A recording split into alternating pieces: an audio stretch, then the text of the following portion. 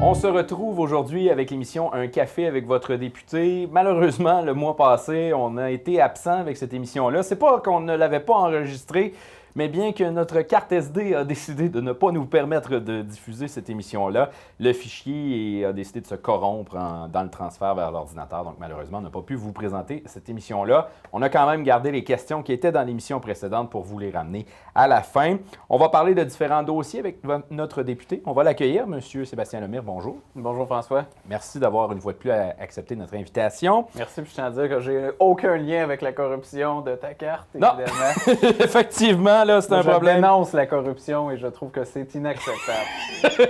Et pour remédier à ça, on a changé les cartes SD. Donc, quand on dénonce la corruption, on change de parti. Là, nous autres, on a changé des cartes SD. On va faire un retour donc sur le budget. On en avait parlé la dernière fois. Malheureusement, on n'a pas eu ce bout-là. On va parler d'Emploi d'été Canada et du programme Nouveaux Horizons aussi pour les aînés et de crédit pour les nouveaux diplômés de retour en région.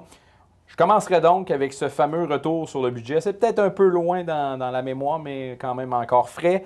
Tout d'abord, comment on a réagi à ce budget-là? Bien, ça demeure quand même d'actualité parce que c'est un budget puis que le budget, forcément, va s'étendre sur une plus longue période.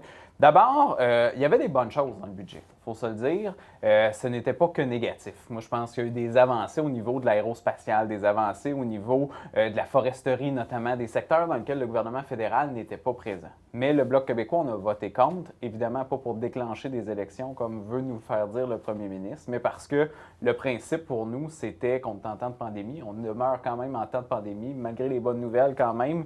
Mais et dans ce contexte-là, la priorité, ça demeure la santé. La santé est une compétence exclusive des provinces, dans laquelle c'est eux qui ont les dépenses, toutes les dépenses au niveau de l'approvisionnement, pas de la distribution des vaccins, mais aussi des hospitalisations et autres. Donc, on aurait souhaité fortement, et on a mis de la pression pour que le gouvernement fédéral fasse un transfert, rattraper le manque historique.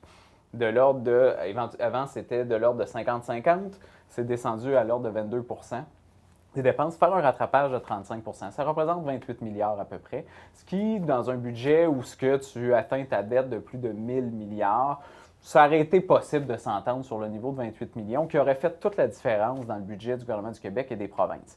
Donc, pour ce principe-là, on s'est opposé. Et la deuxième chose, qui est particulièrement choquante, c'est de créer deux classes d'aînés. Et ça, moi, je ne me l'explique pas. Puis on a bien de la misère à comprendre cette logique-là de la part du gouvernement fédéral. Oui, enfin, il y a de l'aide aux aînés, puis c'est un cheval qu'on a frappé très fort, un cheval de bataille qu'on a utilisé fortement au Bloc québécois parce que il y a une question de dignité là-dedans. Tout coûte plus cher dans la vie, puis particulièrement pour les aînés, le panier d'épicerie, le logement, connexion Internet et autres. Donc, dans ce contexte-là, on voulait s'assurer que les aînés puissent avoir une bonification de leur supplément de revenus garanti.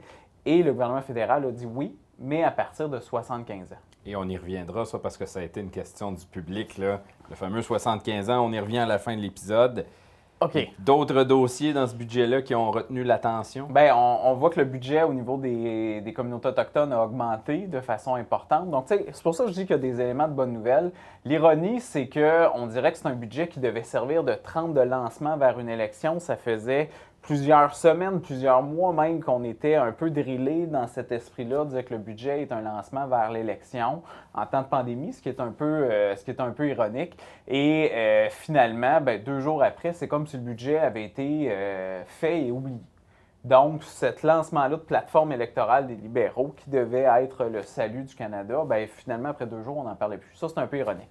Mais le contexte d'élection n'est pas fini. La semaine passée, les libéraux ont fait adopter, et ça dépasse un peu l'entendement, ont fait adopter sous bâillon une loi électorale.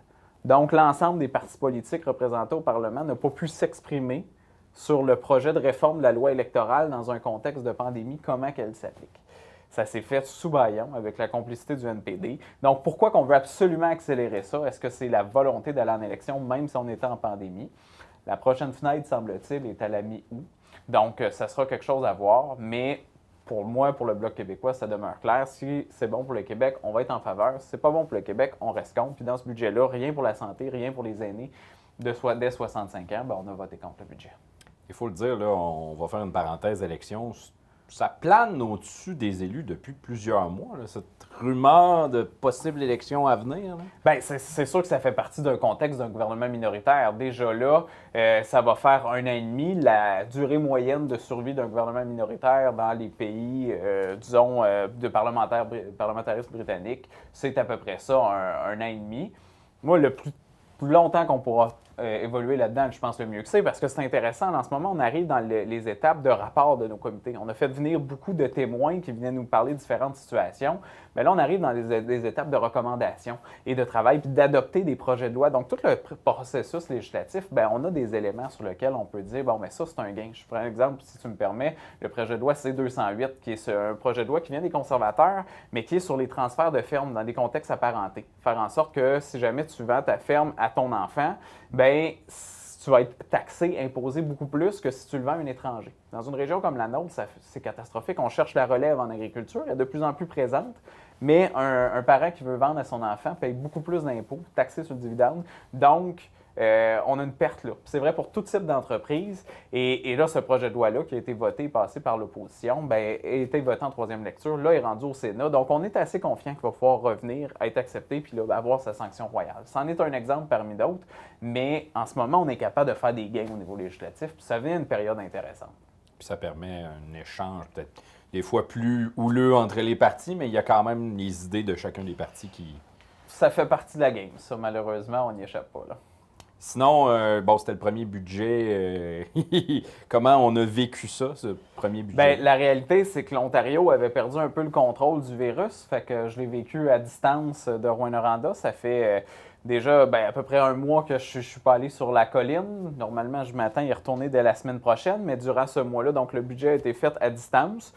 Je tiens à souligner quand même des bons coups là-dedans. Donc, une première femme qui fait un budget, c'est quelque chose d'historique et d'intéressant.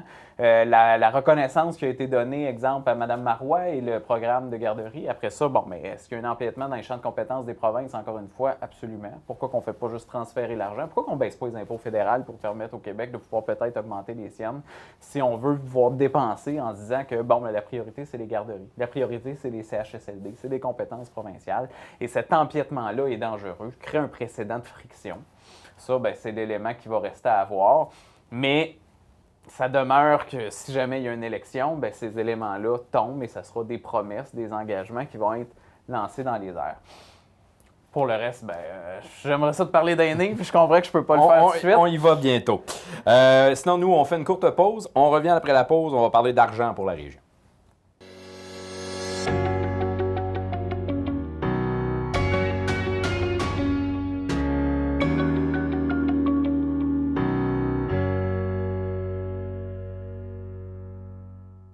On a parlé d'argent, on a parlé de budget, mais là, on va parler d'argent pour la région. 2 programmes concrets, entre autres. Le premier, Emploi d'été Canada. Donc, ça, c'est un programme qui revient à chaque année. Mm-hmm.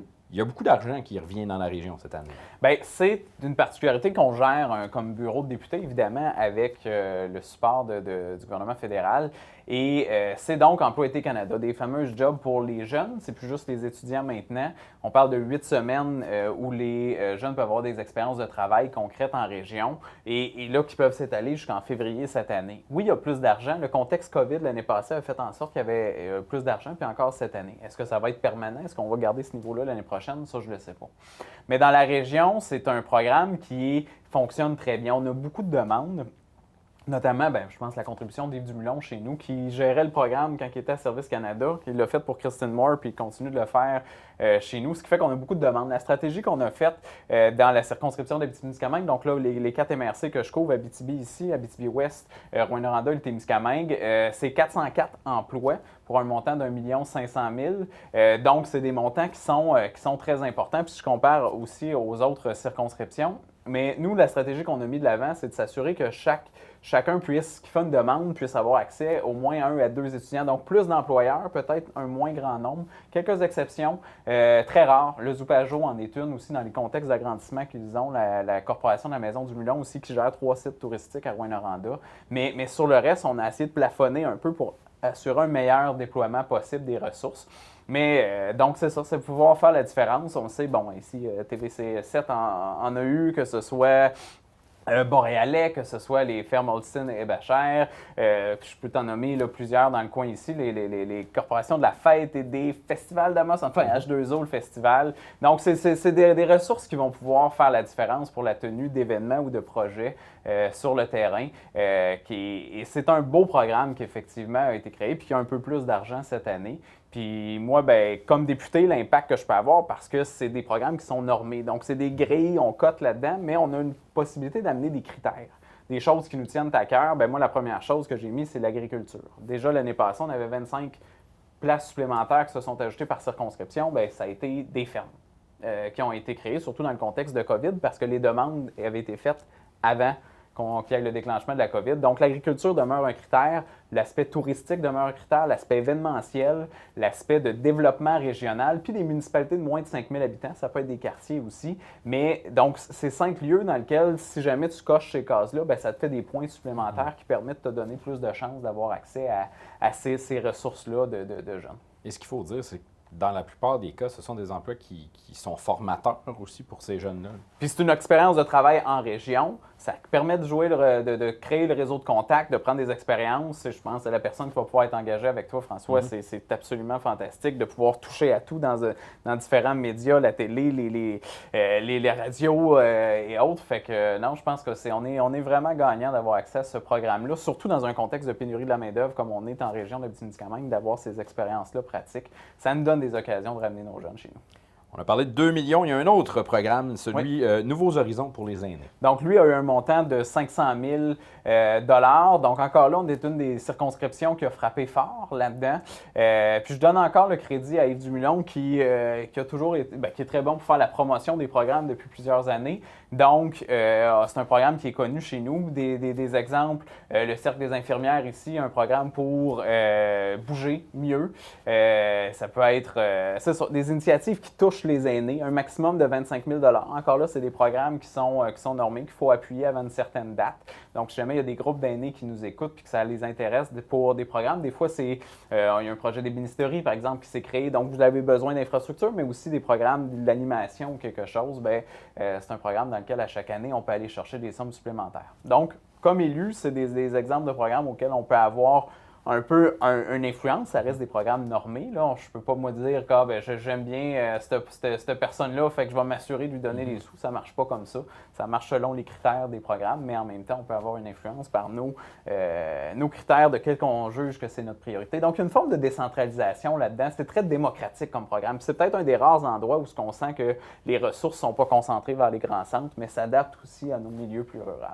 Ce que je comprends de ce programme-là, contrairement à Emploi d'été Canada, c'est qu'on ne finance pas nécessairement des salaires avec ce programme-là. Non, c'est vraiment des projets qui sont, exemple, c'est ça, de pouvoir faire bouger nos aînés, des accompagnements au niveau de la santé psychologique aussi, ça peut être le genre d'initiative qu'on va mettre de l'avant pour eux. Puis c'est vraiment sur l'ensemble du territoire qu'on retrouve des projets. Il y en a 27 qui ont été financés comme ça. Certains, au niveau de 25 000 sont allés chercher le maximum. Des fois, c'est un achat d'équipement ou quelque chose, un 3 000 – 4 000 Donc, ça varie, mais c'est quelque chose de gagnant. Puis surtout, on le sait comment que nos aînés, de pouvoir trouver des levées de fonds, c'est pas nécessairement facile. Donc, d'avoir ce coup de pouce-là financier, c'est intéressant. Fait que ça fait un montant de 2 millions de dollars là, qui descend dans la région, mais qui s'en va directement vers les organismes, vers des municipalités, des regroupements, des entreprises aussi, dans certains cas.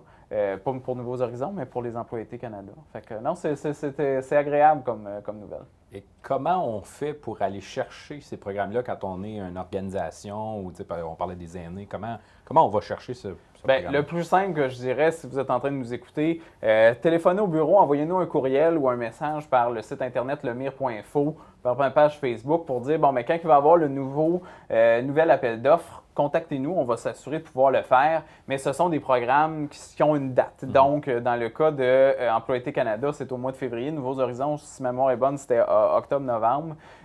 Donc, il faut appliquer avant telle date, décrire un peu le projet, remplir le formulaire. Ça demeure quelque chose de gouvernemental, hein, ça marche avec des formulaires, mais c'est comme ça qu'on s'assure de l'équité aussi des programmes. Et si vous avez avoir aussi des trucs, s'assurer de voir qu'est-ce qui donne des bons points. Comme je vous dis, une discussion avec Yves Dumulon, 1-800-567-6433, puis de pouvoir voir comment bien remplir le formulaire pour avoir la différence, pour être sûr de pouvoir aller chercher les montants qui vous reviennent, c'est peut-être la meilleure façon de le faire. Alors voilà, nous on fait une courte pause. On va parler après ça de retour des étudiants en région et d'attractivité.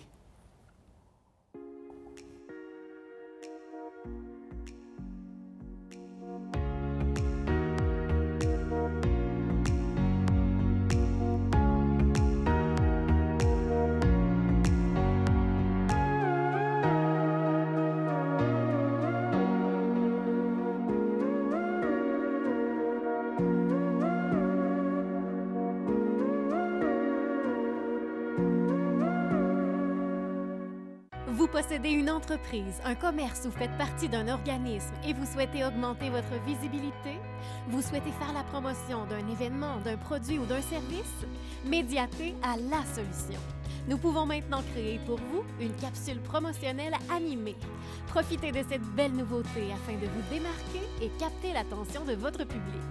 Contactez-nous dès aujourd'hui pour plus d'informations.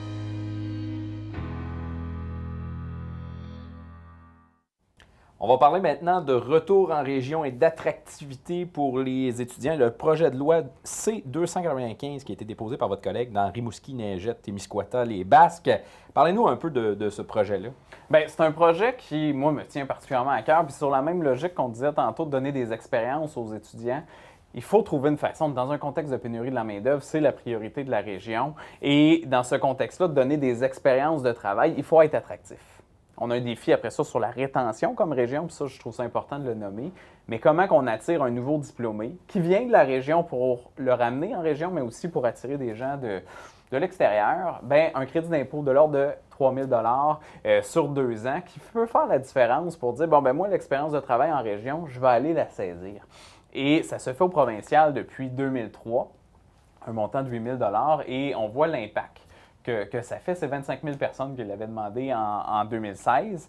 Et c'est là où on demeure, on a besoin d'avoir ce levier-là pour faire la différence dans un moment de vie dans lequel on s'entend la pénurie de la main-d'œuvre est un peu partout au Québec. Donc, comment qu'on fait pour attirer spécialement les jeunes en Abitibi-Témiscamingue? Bien, il y a un levier qui pourrait attirer vers les régions ressources. En même temps, on pourrait se poser la question, est-ce qu'on ne pourrait pas l'élargir, ce crédit d'impôt-là, pour toute personne qui reste en région éloignée? On connaît les défis de main-d'œuvre au CISAT, on connaît les défis de main-d'œuvre d'ingénieurs au ministère des Transports, par exemple. Bien, donc, cette main-d'œuvre-là qualifiée, spécialisée, en même temps aussi une main-d'œuvre ponctuelle de restaurant aussi, qui demeure un besoin. Donc, on a besoin d'attirer les gens.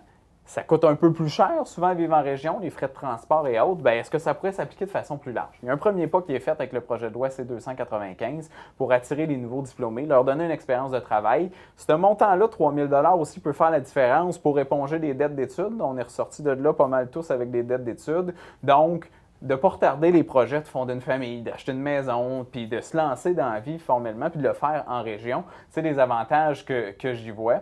C'est un projet de loi qui a déjà été déposé par le passé, en 2008 puis 2010, et qui, dans les deux cas, avait été arrêté, un par un déclenchement d'élection, et l'autre, crois-le ou non, par le Sénat. Les conservateurs s'y sont opposés au Sénat. Fait que, tu sais, quand on se pose la question à quoi sert la gouverneure générale quand on voit ce qui est arrivé avec la dernière, et là, ben, à quoi sert le Sénat quand une majorité de députés, de sénateurs conservateurs qui se sont opposés au projet puis qui l'ont fait mourir au feuilleton? Ça reste des gens non élus, puis c'est un programme qu'on avait besoin en région. Fait que bref, quand j'entends ça, ça me fâche un peu. On se réessaye une autre fois et on a bon espoir que cette fois-ci, ça peut marcher. L'échéance électorale nous amènera peut-être à devoir le ramener une 4e fois, mais ce préjugé-là qu'on a pour l'occupation du territoire fait en sorte que je pense qu'on va se battre tant que ça ne sera pas acquis. Puis c'est un projet qui touche particulièrement notre région parce qu'elle fait partie de ces régions-là où les gens, on a peut-être un peu de difficulté à les ramener. C'est pas nécessairement évident non plus de se trouver un appartement, par exemple, en région, donc ça pourrait donner un petit coup de pouce. L'enjeu du logement, il est majeur en Abitibi-Témiscamingue. Ça demeure ça aussi, tu sais. Mais la première chose qu'on va être capable d'être attractif, c'est l'emploi. Puis on a des occasions d'emploi qui sont tellement gagnantes, des emplois polyvalents pour les gens. La qualité de vie qu'on a en Abitibi-Témiscamingue, je donne un exemple, mais tu sais, Rouyn-Noranda qui a reçu une reconnaissance comme étant la 2e endroit le meilleur au Canada pour étudier par sa proximité avec la nature, par un campus qui est à l'échelle humaine et autres, Bien, il y a des éléments qui peuvent nous rendre très fiers en Abitibi-Témiscamingue. On le sait, on est probablement l'endroit dans le monde où on a le mieux, on a gardé la meilleure qualité de vie durant le contexte de la COVID. Bien, si on peut miser sur ces éléments-là, mais le petit coup de pouce financier qui fait la différence, que les gens choisissent de s'établir en Abitibi-Témiscamingue, puis qu'après ça, bien, créer le sentiment d'appartenance durant ces peut-être 2 premières années-là pour faire en sorte qu'on puisse avoir une population qui peut croître. On a eu un momentum intéressant, on le sait, les ressources naturelles sont plus importantes que jamais. Donc, pourquoi pas en profiter pour s'assurer d'avoir une croissance économique, mais aussi une croissance de la population, là. Parce qu'on parle de qualité de vie, de la région de l'Abitibi-Témiscamingue, on le sait tous. À 2 minutes de la nature, c'est la réalité ici, puis ça peut en attirer quelques-uns aussi. Bien, c'est ce que je crois aussi. On voit que les gens quittent de plus en plus Montréal, selon les statistiques. On avait le choc démographique il n'y a pas si longtemps. Là, c'est Montréal qui est là au profit de la banlieue. Mais est-ce qu'on peut avoir l'incitatif pour faire de la banlieue vers les régions, une fin d'exode rural? Tu sais, de plus en plus d'emplois, même dans le domaine agricole, il y a des gens qui s'intéressent à un retour à la terre. Puis nous, on a ce besoin-là de main-d'œuvre. La terre, elle est ici. On est peut-être un des derniers endroits dans le monde dans lequel tu as des terres arables de qualité qui sont presque bio dans bien des cas. Mais ça prend des gens qui vont aller sur le territoire puis pouvoir l'occuper, ce territoire-là. Ce crédit-là s'ajouterait au crédit provincial? Oui, c'est distinct, effectivement. Parfait. On va faire une pause. On va revenir avec quelques questions, parce qu'on en a quelques-unes. On vous revient avec ça.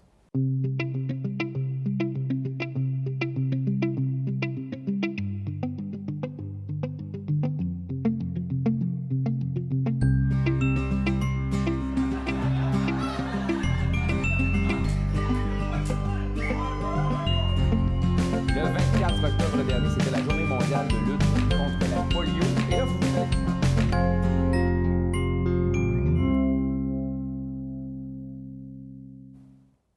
alors, on avait déjà reçu de nombreuses questions lors de la dernière émission. Malheureusement, on n'a pas pu vous les présenter. On va les garder pour un petit peu plus tard. Monsieur Lemire, j'ai une question très sérieuse qui a été posée par de nombreuses personnes. Donc, vous êtes au cœur d'un scandale entourant le partage d'une image d'un député nu en Chambre des communes.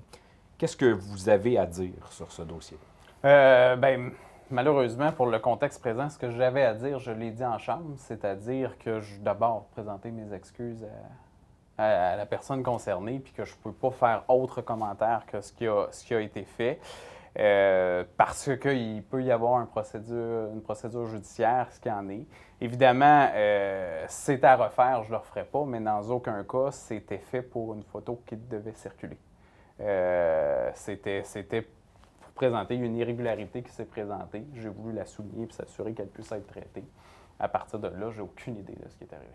Et pour le reste, le processus est sous enquête. Et l'enquête est terminée dans la mesure où l'enquête du président a mentionné a rappelé le règlement dans lequel on ne peut pas prendre de photos à l'intérieur de la Chambre des communes. Le Zoom est une prolongation de la Chambre des communes. Donc, c'est un rappel du règlement qui est important d'être fait, mais pour la suite, pour le président, cette enquête-là, le dossier est clos. Puis moi, je pense que ma responsabilité, c'était de m'en excuser. C'est ce que j'ai fait. Voilà. On va passer à d'autres dossiers parce que j'en ai quelques-uns. D'ailleurs, notre collègue Gilles Boucher qui nous avait posé la question la dernière fois là, sur le fameux 75 ans pour les aînés. Comment on voit ça, 75 ans? Considérer qu'un aîné commence à 75 ans? Je ne comprends pas la logique des libéraux. Ils vont s'appuyer sur des données statistiques comme de quoi les aînés de 75 ans et plus sont plus pauvres que les aînés de 65 à 75 ans. Mais évidemment, la pauvreté n'attend pas 75 ans et il y a une forme de discrimination là-dedans. Évidemment, les aînés ont contribué toute leur vie à la qualité de vie qu'on a ici. Ce sont ceux qui ont bâti nos territoires et la santé, on ne choisit pas à quel moment aussi la santé décline. Donc, il y a deux choses là-dedans. Il y a effectivement de répondre à un besoin de gens qui perdent la mobilité, qui perdent l'autonomie, puis qui ont besoin de davantage de services. Puis, tu as aussi de permettre certains qui ont encore la chance de pouvoir profiter d'une certaine qualité de vie. Puis, on s'entend, c'est des montants. Moi, c'est ce que défend le Bloc québécois, c'est 110 $ par mois. Donc, c'est un peu plus que symbolique, mais c'est quand même pas quelque chose qui va faire en sorte que tu vas t'acheter une nouvelle voiture non plus. Et 110 $ par mois, quand on pense au panier d'épicerie, quand on pense au prix du logement, quand on pense au prix d'une connexion Internet et autres, ça fait en sorte que l'impact fait la différence pour s'assurer le minimum de dignité de la part de nos aînés. La différence entre 65 et 75 ne s'explique pas. Les libéraux ont beau essayer de faire des lettres ouvertes dans différents médias. Je pense qu'ils s'empêtrent dans une logique qui n'est pas logique. Et que je me permettrais de dénoncer. Puis d'ailleurs, ma collègue Andréane Larouche, qui est la responsable du dossier des aînés, a présenté une pétition, la pétition E3421, E3421. Si vous allez sur Google avec Chambre des communes, vous êtes capable de la retrouver. Je vous invite à la signer. Je l'ai faite moi-même parce que pour moi, il y a une aberration là-dedans dans la dignité de nos aînés. Et c'est, comme je disais tantôt, on est dans un contexte dans lequel il y a plus de 1000 milliards de dettes. Le gouvernement fédéral dit toujours que, regarde, c'est le temps, moi j'ai les capacités, parce que les taux d'intérêt sont bas, de pouvoir donner un coup de main à différentes entreprises et autres. Tant mieux que ça se fasse, mais les aînés sont oubliés là-dedans et c'est pas normal et ils ont été oubliés tout au long de la pandémie. Alors, il nous reste un peu moins de 4 minutes pour couvrir les 3 prochaines questions. Air Canada, Air Transat ont signé un accord avec le fédéral pour, compenser les personnes qui avaient déjà des billets, donc les rembourser. Et la suite, qu'est-ce que vous en pensez? Bien, il y a des bonnes nouvelles là-dedans. Ce qu'il faut s'assurer, c'est de voir comment ça va s'appliquer. Moi, je pense à des compagnies comme Propère, Air Québec, qui ont aussi subi les impacts de cette pandémie-là.